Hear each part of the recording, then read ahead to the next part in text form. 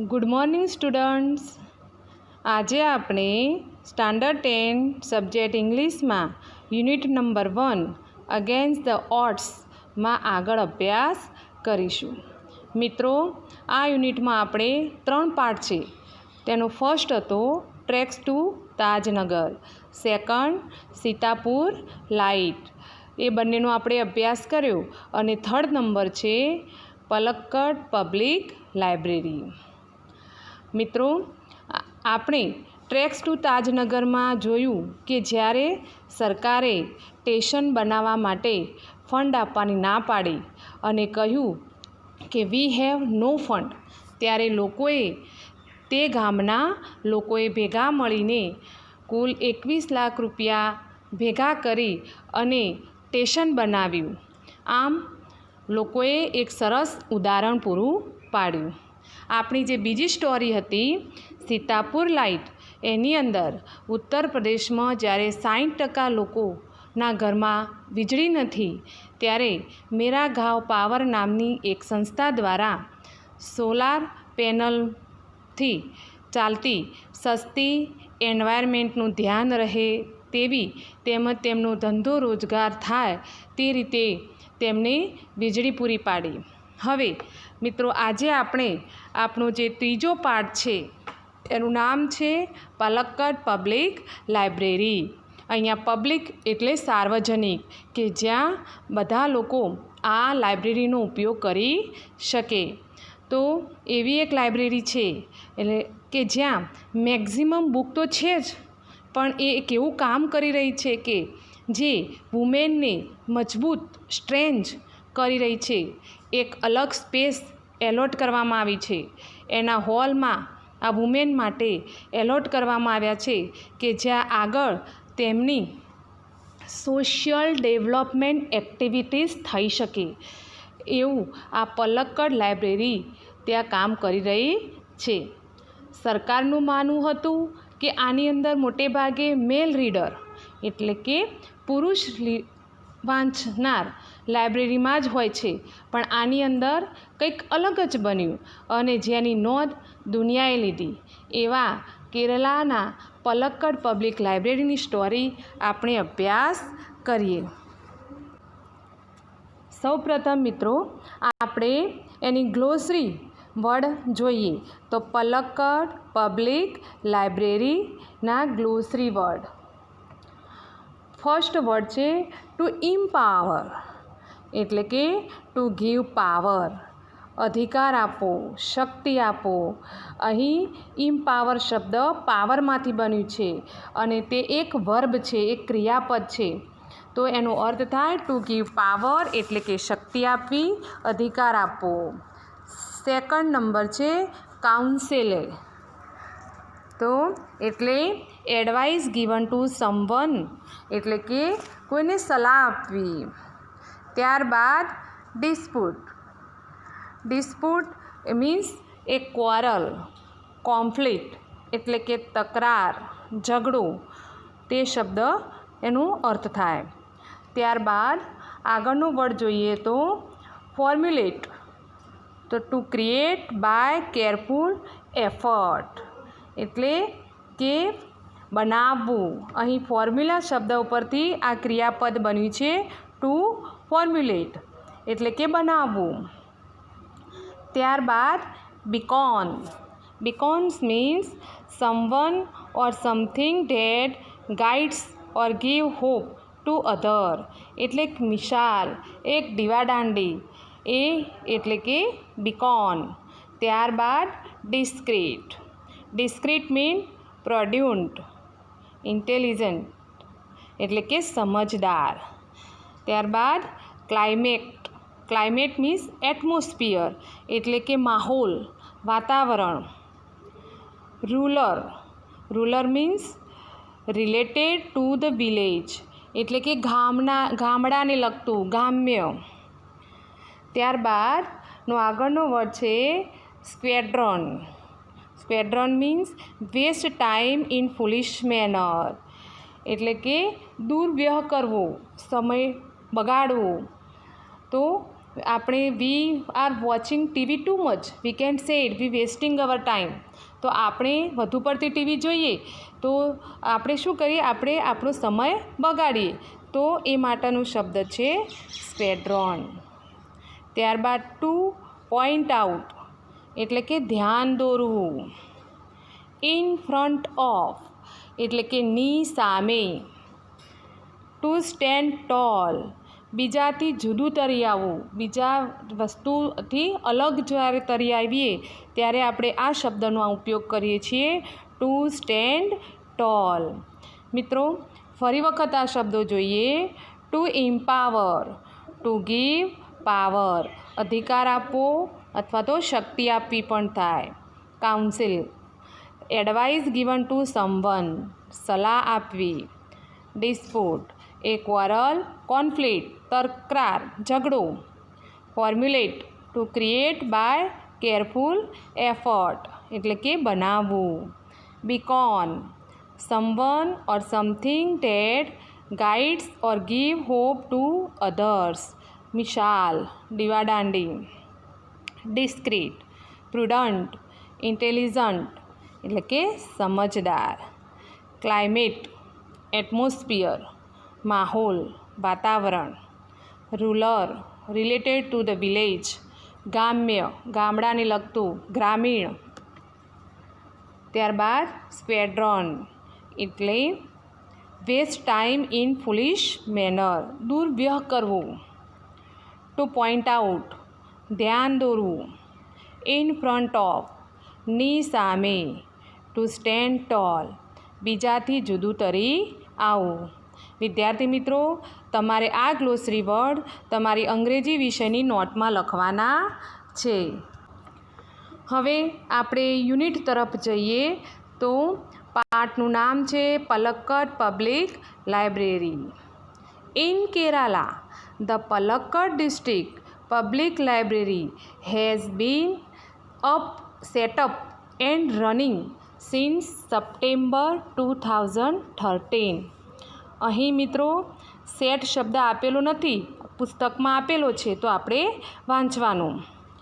In Kerala એટલે કે કેરળમાં, ભારતનું એક રાજ્ય છે કેરળ, તેની વાત છે. તો કેરળમાં the Palakkad district public library. તો પલક્કડ અને ડિસ્ટ્રિક્ટ એટલે કે પલક્કડ જિલ્લાની, પબ્લિક એટલે સાર્વજનિક અને લાઇબ્રેરી એટલે પુસ્તકાલય. હેઝ બીન સેટઅપ એટલે સ્થાપવામાં એટલે કે શરૂ થઈને. એન્ડ રનિંગ, શરૂ થઈને ચાલવું. તો શરૂ થઈને ચાલતી હતી સિન્સ સપ્ટેમ્બર 2013 એટલે કે સપ્ટેમ્બર 2013થી શરૂ થઈને ચાલતી હતી. તો કેરળમાં ધ પલક્કડ જિલ્લાની સાર્વજનિક લાઇબ્રેરી એટલે કે પુસ્તકાલય સપ્ટેમ્બર 2013થી ચાલે છે. આગળ, it is A fine modern library, A centre for information, knowledge, wisdom, culture activities, research and reference. It is A fine એટલે સરસ, સારું. અને મોર્ડન એટલે આધુનિક. અને લાઇબ્રેરી એટલે પુસ્તકાલય. તે એક સરસ આધુનિક ગ્રંથાલય છે. એ સેન્ટર એટલે કેન્દ્ર. ફોર ઇન્ફોર્મેશન એટલે માહિતી. તો આ શબ્દોના અર્થ તમારે નોટમાં લખવાના છે. ઇન્ફોર્મેશન મીન્સ માહિતી. નોલેજ એટલે જ્ઞાન. ત્યારબાદ આગળનો શબ્દ છે વિઝડમ એટલે ચતુરાઈ, ડહાપણ, વિદ્વતા. ત્યારબાદ કલ્ચર એક્ટિવિટીઝ એટલે કે સાંસ્કૃતિક પ્રવૃત્તિઓ. રિસર્ચ એટલે સંશોધન. એન્ડ રેફરન્સ અને સંદર્ભ ગ્રંથ. તો તે એક સરસ આધુનિક પુસ્તકાલય છે જે માહિતી, જ્ઞાન, ડહાપણ અથવા તો ચતુરાઈ, સાંસ્કૃતિક પ્રવૃત્તિઓ, સંશોધન અને સંદર્ભ ગ્રંથોનું એક કેન્દ્ર છે. વિદ્યાર્થી મિત્રો, આપણો જે યુનિટ નંબર 1 છે તેમાંથી આપણને 2 એસે પણ પૂછાઈ શકે છે. એક છે visit to A railway station અને સેકન્ડ છે visit to A public library. જેમાં આ ટાઈપની વાક્યરચના હોય તો એ તમને આ વાક્યો તમને મળી રહેશે. આગળ, but it has recently been in the news for different reasons. But એટલે પણ, ઇટ હેઝ એટલે કે આ જે લાઇબ્રેરી છે તે રિસેન્ટલી લખી દેવાનો શબ્દ. રિસેન્ટલી એટલે હાલમાં, તાજેતરમાં. બીન, હેઝ બીન. જો વિદ્યાર્થી મિત્રો, અહીંયા પૂર્ણ વર્તમાનકાળનું વપરાયેલું છે, હેઝ પ્લસ બીન. તો રિસેન્ટલી એટલે હાલમાં, in the news for different reason. Different એટલે જુદા અને રીઝન એટલે કારણ અને ન્યૂઝ એટલે સમાચારમાં. પણ હાલમાં કેટલાક જુદા જ કારણસર તે સમાચારમાં છે. આગળ, a third of its 1,000 members are women. A third એટલે ત્રીજા ભાગના. ઓફ ઇટ્સ 1,000 એટલે 1,000 મેમ્બર એટલે સભ્યો અને વુમેન WOMEN વુમેન એટલે સ્ત્રીઓ અને WOMAN વુમનનું બહુવચન છે, પ્યુરલ છે. તો તેના 1,000 સભ્યોમાંથી ત્રીજા ભાગના સભ્યો સ્ત્રીઓ છે એટલે કે મહિલાઓ છે. અહીંયા ધારો કે 1,000 હોય તો એમાંથી ત્રીજા ભાગના એટલે કે 333 જેટલા એ સભ્યો રહ્યા એ સ્ત્રીઓ છે. આ લાઇબ્રેરીમાં જે મેમ્બરશીપ છે તે. આગળ, these women supported by the shaded space the library offered them launched a women's unit in February 2014. હવે જે ધીઝ વુમેન, તો આ ગ્રંથાલયમાં જે આપવામાં આવેલી જગ્યામાં આ મહિલાઓ ફેબ્રુઆરી 2014માં આ એક મહિલા વિભાગ શરૂ કર્યો. જુઓ મિત્રો, સપ્ટેમ્બર 2013માં સ્થાપના થઈ અને 2014ના ફેબ્રુઆરી મહિનામાં મહિલાનો એક વિભાગ શરૂ થયો. તો ધીઝ વુમેન, આ સ્ત્રીઓએ આધાર આપ્યો. બાય શેડેડ એટલે કે ભાગ આપવો. સ્પેસ એટલે જગ્યા. ધ લાઇબ્રેરી ઓફર્ડ એટલે આપવું. ધેમ એટલે તેમને. લોન્ચ્ડ એટલે શરૂ કરવું. એ વિમેન્સ યુનિટ ઇન ફેબ્રુઆરી 2014. તો આ ગ્રંથાલયમાં આપેલી જગ્યામાં આ મહિલાઓએ ફેબ્રુઆરી 2014માં એક મહિલા વિભાગ શરૂ કર્યો. The unit got together to discuss method of empowering women. તો ધ યુનિટ એટલે કે જે આ યુનિટ હતો, ગોટ ટુગેધર એટલે ભેગા મળીને, એકઠા મળીને. ટુ ડિસ્કસ મેથડ, ડિસ્કસ કરવું એટલે ચર્ચા કરવી. મેથડ એટલે પદ્ધતિ. ઓફ ઇમ્પાવરિંગ એટલે સ્ત્રી સશક્તિકરણ. વુમેન, ઇમ્પાવરિંગ વુમેન એટલે કે સ્ત્રી સશક્તિકરણની જે પદ્ધતિઓ હતી એની ચર્ચા કરી. તો આ વિભાગના સભ્યોએ ભેગા મળીને સ્ત્રી સશક્તિકરણની પદ્ધતિઓ વિશે ચર્ચા કરી. The library opened its halls for film screening, workshops in home economics or gardening, child care or the arts, and for women to get help in managing family conflicts, legal disputes and professional problem. હવે the library open its hall. અહીંયા library એટલે કે જે આ પુસ્તકાલય છે તેને open એટલે ખુલ્લા મૂક્યા હતા. હોલ એટલે એના જે હોલ હતા તે. ફોર ફિલ્મ સ્ક્રીનિંગ એટલે કે ફિલ્મોનું પ્રદર્શન.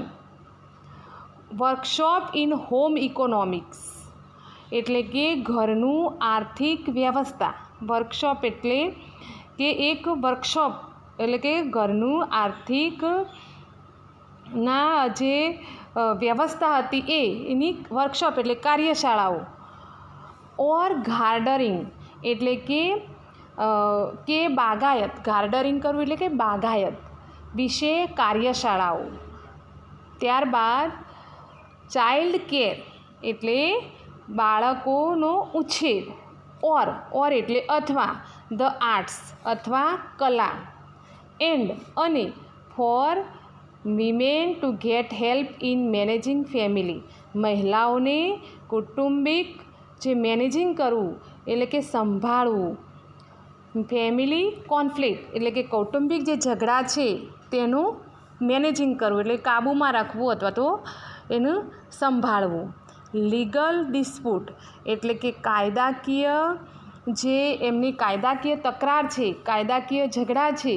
અને પ્રોફેશનલ પ્રોબ્લેમ અને તેમની વ્યાવસાયિક જે પ્રશ્નોના ઉકેલમાં મદદ મળી રહે તે માટે ગ્રંથાલયે તેના ખંડ ખુલ્લા મૂક્યા છે.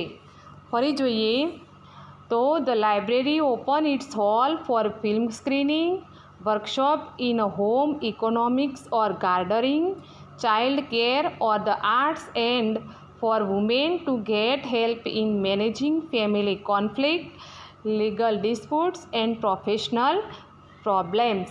એટલે કે ફિલ્મોનું પ્રદર્શન, ઘરની આર્થિક વ્યવસ્થા કે બાગાયત વિશેની કાર્યશાળાઓ, બાળ ઉછેર અથવા કલા અને મહિલાઓને કૌટુંબિક જે ઝઘડા, કાયદાકીય જે ઝઘડા અને વ્યાવસાયિક પ્રશ્નોના ઉકેલમાં મદદ મળી રહે તે માટે ગ્રંથાલય તેના ખંડ ખુલ્લા મૂક્યા છે.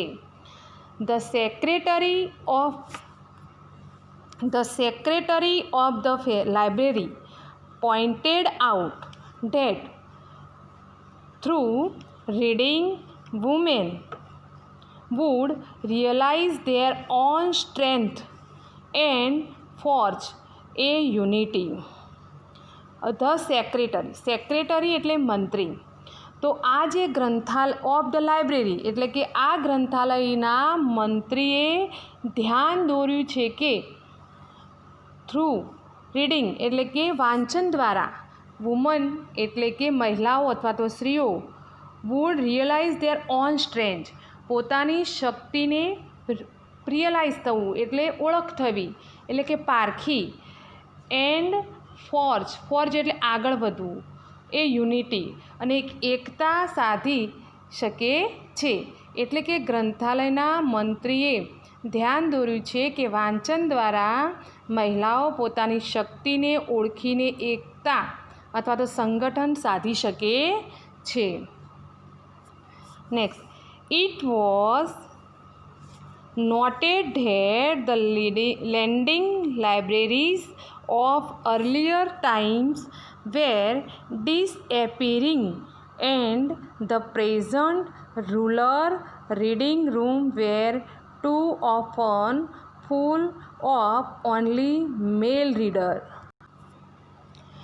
તો ઇટ વોઝ નોટેડ એટલે કે એ પણ નોંધવામાં આવ્યું છે કે ધ લેન્ડિંગ લાઇબ્રેરીઝ શબ્દો અહીંયા વિદ્યાર્થી મિત્રો લેન્ડિંગ લાઇબ્રેરીઝ એટલે કે એવી લાઇબ્રેરી એટલે કે પહેલાંના સમયમાં જે આ પુસ્તકાલય